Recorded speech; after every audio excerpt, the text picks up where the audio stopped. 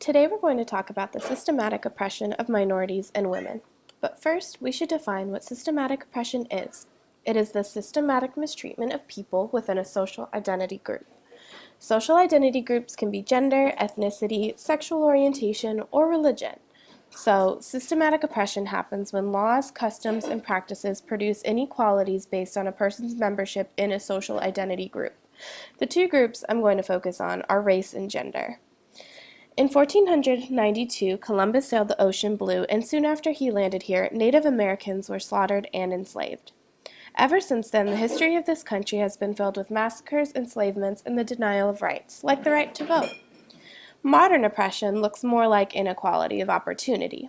For example, minorities serve more time for convictions than Caucasians do, and females and males are treated and valued differently by society.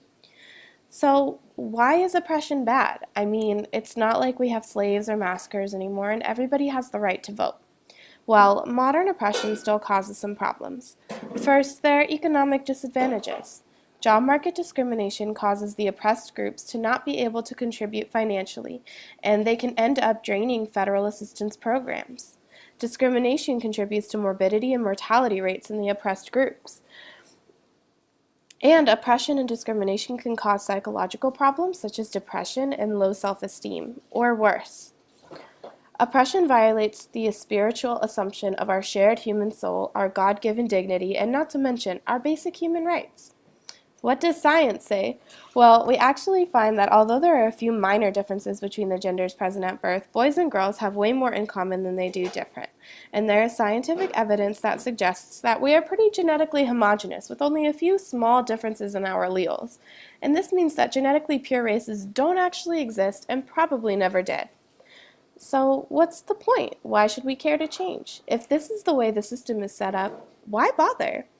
Empathy is a big factor. Privileged people often have friends and family that are discriminated against, and they want to protect them from that discrimination. Another big reason for change is the idea of justice. People should be angry about the immorality and unfairness of oppression and want to change it. Thank you for watching, and check out the website to find out more information.